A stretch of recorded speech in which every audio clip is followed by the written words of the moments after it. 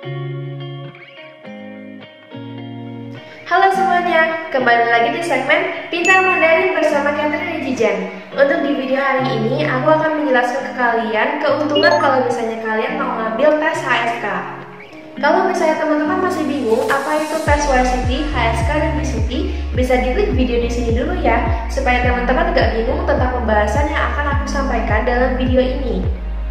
Sebelum kita masuk ke videonya, ayo teman-teman sama-sama bantuin aku dengan cara klik tombol subscribe yang ada di bawah dan jangan lupa nyalakan lonceng notifikasinya supaya setiap kali aku upload video baru teman-teman akan dapat notifikasinya. Mari kita mulai ke pembahasan yang pertama. Yang pertama, kalau misalnya teman-teman sudah punya ijazah HSK, terutama HSK 4, 5, dan 6, kalian bisa mengajukan beasiswa untuk kuliah di Cina. Teman-teman juga bisa ngajuin untuk dapat beasiswa loh. Persyaratannya adalah kalau misalnya teman-teman mau ajukan untuk beasiswa, kalian harus bisa mencapai minimal nilai atau KKM dari tes ini. Contohnya HSK 4, 5, dan 6 masing-masing nilai minimalnya adalah 180 dari 300. Karena full marks dari masing-masing bagian adalah 100 dan total menjadi 300. Tapi harap diingat juga teman-teman kalau misalnya setiap daerah dan setiap universitas masing-masing persyaratannya beda. Misalnya daerah tertentu ada yang mintanya HSK 4, ada HSK 5, dan ada HSK 6. Untuk informasi yang aku dapat sekarang, kalau misalnya teman-teman mau mengajukan beasiswa itu minimal HSK 4 ya, jadi kalau yang di bawahnya belum bisa.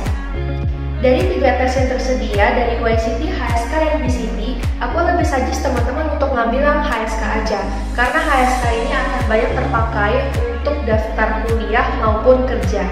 Ada informasi tambahan guys, kalau misalnya ijazah ini hanya bisa digunakan 2 tahun setelah tanggal tes, berarti valid for 2 years habis tanggal tes ya.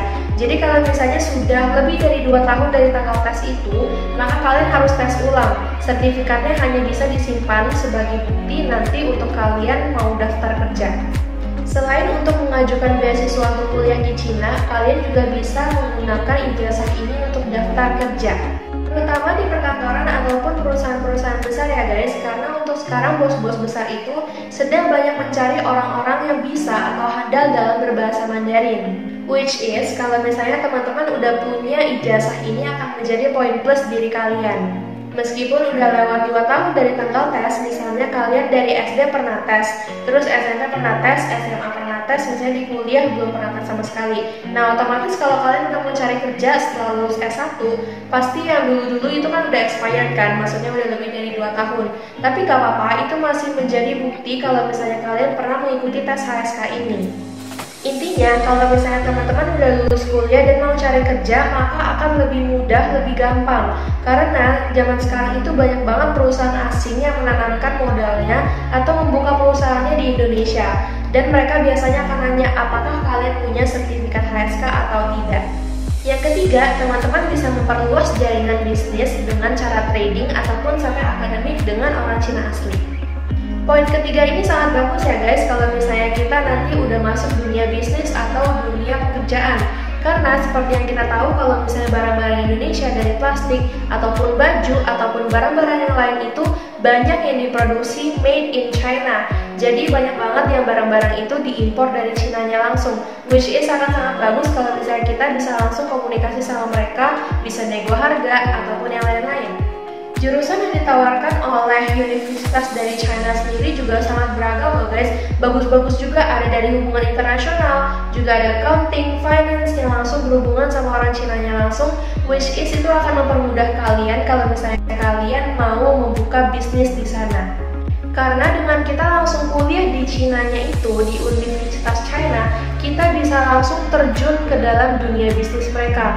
Yang kita bisa pelajari tentang perpajakan mereka, tentang bagaimana mereka perlu membuka bisnis, dan sebagainya.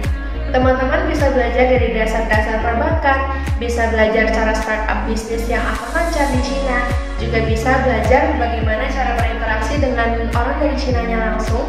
Siapa tahu di suatu hari nanti mereka akan jadi klien kalian. Jangan lupa mereka juga ada perpajakan loh. So that's all for today's video. Kalau misalnya teman-teman masih ada pendapat tentang keuntungan dari tes HSK ini, boleh taruh di kolom komentar di bawah ya. Jangan lupa untuk sharing pendapat kalian dan bagaimana kesan kalian saat sudah mengikuti tes HSK ini. By the way, jangan lupa kasih like dan subscribe di bawah. Jangan lupa untuk nyalakan lonceng notifikasinya juga, supaya kalian selalu dapat notifikasi kalau misalnya aku upload video yang baru.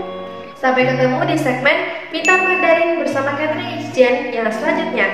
我先告诉了，再见。